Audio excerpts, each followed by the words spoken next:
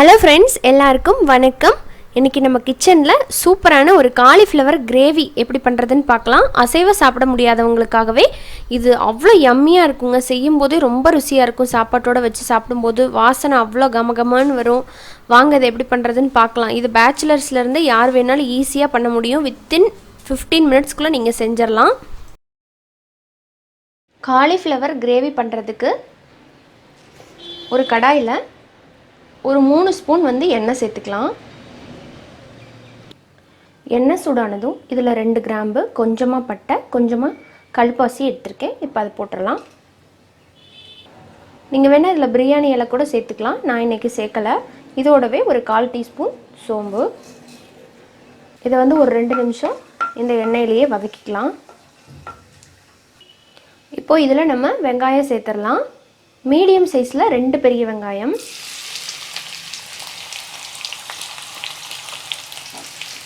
போட்டுட்டு இதை நல்லா வதக்கிட்டுக்கலாம்.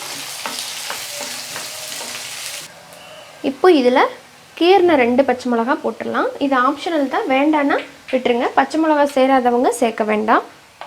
ஜஸ்ட் ஒரு ஃப்ளேவருக்காக தான். இதையும் நல்லா வதக்கிக்கலாம். இப்போ வெங்காயம் கிட்டத்தட்ட நல்லா வதங்கிடுச்சு. இப்போ இதில் நம்ம இஞ்சி பூண்டு பேஸ்ட்டை சேர்க்க போகிறோம். இஞ்சி பூண்டு பேஸ்ட்டு 1 டீஸ்பூன் தான். கொஞ்சமாக இருக்கிறதுனால அதோட 2 சின்ன வெங்காயத்தை போட்டு அரைச்சிருக்கேன், மிக்சியில் அரைப்படாதுங்கிறதுக்காக.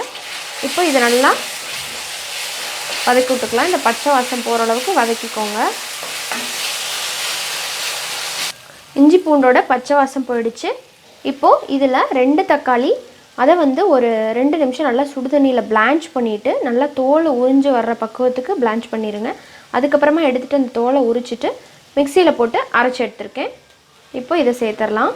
கொஞ்சம் கூட தண்ணி விடாமல் தான் அரைச்சிருக்கேன். இது தக்காளியில் இருந்த தண்ணியே இந்தளவுக்கு வந்திருக்கு. இதோட பச்சை வாசம் போகிற அளவுக்கு நல்லா இதை வதக்கிக்கலாம். அப்படியே கூட தக்காளி சேர்க்கலாம். இந்த மாதிரி சேர்க்கும்போது நல்லா வதங்கிடும். ரெண்டாவது நல்லா கிரேவி கிடைக்கும் நமக்கு. அதுக்காக தான் இப்படி சேர்க்குறோம். உங்களுக்கு இது மாதிரி வேண்டாம் அப்படின்னா தக்காளியை நீங்கள் சாப் பண்ணியே போட்டுக்கலாம். நறுக்கி சேர்த்துக்கோங்க. இப்போ பாருங்கள், உங்களுக்கே தெரியும், எண்ணெயெல்லாம் நல்லா பிரிஞ்சு வந்துருச்சு. இதோட பச்சை வாசம் போயிடுச்சு. இப்போ இதில் நம்ம பொடிகள்லாம் சேர்க்க போகிறோம். 1/4 டீஸ்பூன் மஞ்சத்தூள், 1 டீஸ்பூன் மிளகாய்த்தூள், காரத்தை பொறுத்து நீங்கள் போட்டுக்கலாம்.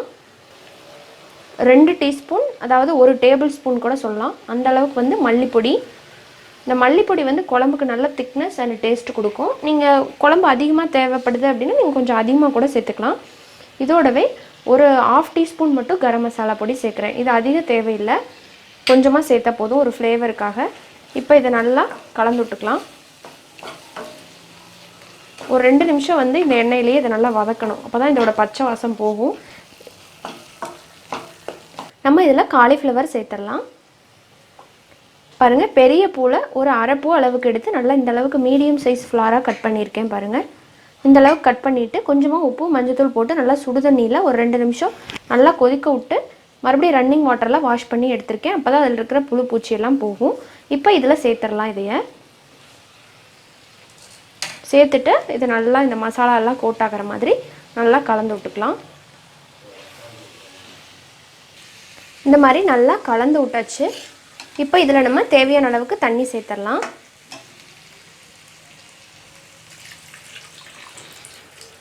நீங்கள் குழம்பா வேணும்னா இதுலேயே கொஞ்சம் நிறைய தண்ணி சேர்த்துக்குங்க. நான் கிரேவியாக பண்ணுறதுனால கொஞ்சம் அளவாக சேர்த்துக்க போகிறேன். இப்போ இதில் தேவையான அளவுக்கு உப்பு போட்டுடலாம். நான் எப்பயுமே கல் உப்பு தான் சேர்த்துவேன். பொடி உப்பு சேர்த்துற மாதிரி இருந்ததுன்னா நீங்கள் பார்த்து அளவாக போட்டுக்குங்க. இந்த மாதிரி ஒரு வாட்டி கலந்து விட்டதுக்கப்புறமா நம்ம இதை க்ளோஸ் பண்ணிடலாம். லிட் வச்சு இது நல்லா வெந்து வரட்டும். இப்போ ஒரு 10 நிமிஷம் ஆயிருக்கு, பார்க்கலாம். பாருங்கள், குழம்பு நல்லா காலிஃப்ளவர்லாம் நல்லா வெந்து குழம்பு நல்லா கிரேவி பதத்துக்கு வந்துருச்சு. இப்போ இதை நல்லா கிளறி விட்டுட்டு இதில் நம்ம தேங்காய் சேர்க்க போகிறோம். திக்னஸ் கொடுக்கறதுக்காக தேங்காய் சேர்க்கலாம். தேங்காய் ஆப்ஷனல் தான், வேண்டான்னா இதோட கூட நீங்கள் சர்வ் பண்ணலாம். தேங்காய் சேர்த்தா இன்னும் கொஞ்சம் நல்லா கிரேவியாக கிடைக்கும், அதனால சேர்க்குறேன். ஒரு 3 டேபிள் ஸ்பூன் அளவுக்கு தேங்காவை நல்லா துருவி எடுத்து அதை அரைச்சி தண்ணி சேர்த்து இப்போ சேர்த்துடலாம். இதுக்கு பொதுவாக நீங்கள் தேங்காய் பால் கூட சேர்த்துக்கலாம், அது உங்களோட விருப்பம். இப்போ இதில் நான் தேவையான அளவுக்கு தண்ணியும் சேர்த்துக்க போகிறேன். இன்னும் கொஞ்சம் திக்காக இருக்குது. இப்போ நான் அகைன் மூடி போட்டுறேன். ஒரு 2 நிமிஷம் மட்டும் 2 கொதி வரட்டும். இப்போ ஒரு 5 நிமிஷம் ஆயிருக்கு. வாவ், பாருங்கள், சூப்பராக நம்மளோட காலிஃப்ளவர் கிரேவி ரெடி ஆகிடுச்சு. அப்படியே அது வெந்துட்டு இருக்கும்போதே நல்ல வாசனையாக இருக்குது. கண்டிப்பாக நீங்களும் இதே போல் ட்ரை பண்ணி பாருங்கள். ரொம்ப சூப்பராக இருக்கும். சாதத்துக்கு, சப்பாத்திக்கு, இட்லிக்கு, தோசைக்கு எல்லாத்துக்குமே ரொம்ப நல்லாயிருக்கும். நான் இன்றைக்கி வந்து சாதத்துக்கு தான் இதை செஞ்சுருக்கேன். கறி குழம்பு மாதிரியே நல்லா வாசனையாகவும் அதே டேஸ்ட்லேயும் இருக்கும். நான்வெஜ் சாப்பிட முடியாதவங்க நீங்கள் இது மாதிரி செஞ்சு சாப்பிட்லாம். ரொம்ப சூப்பராக இருக்கும். இதோட கடைசியாக வந்து நான் மல்லி இலை போட்டுறேன். மல்லி இலை போட்டு நம்ம இறக்கிடலாம். சூப்பரான காலிஃப்ளவர் கிரேவி இப்போ ரெடி. கண்டிப்பாக நீங்கள் இதை ட்ரை பண்ணி பாருங்கள். எப்படி வந்துச்சுங்கிற ஃபீட்பேக் எனக்கு சொல்லுங்கள். பிடிச்சிருந்ததுன்னா நம்ம சேனல் நிக்கீஸ் கிச்சனை சப்ஸ்கிரைப் பண்ணிக்கோங்க. கூட இருக்கிற பெல் சிம்பலை கிளிக் பண்ணிக்கோங்க. அப்போ தான் நான் போடுற வீடியோஸ் எல்லாமே நீங்கள் பார்க்க முடியும். அப்டேட்டில் நோட்டிஃபிகேஷன்ஸ்க்கு வந்து நிற்கும். இதே போல் இன்ட்ரெஸ்டான இன்னொரு ரெசிபியோட உங்கள் எல்லாரையும் வந்து மீட் பண்ணுறேன். அது வரைக்கும் நன்றி, வணக்கம்.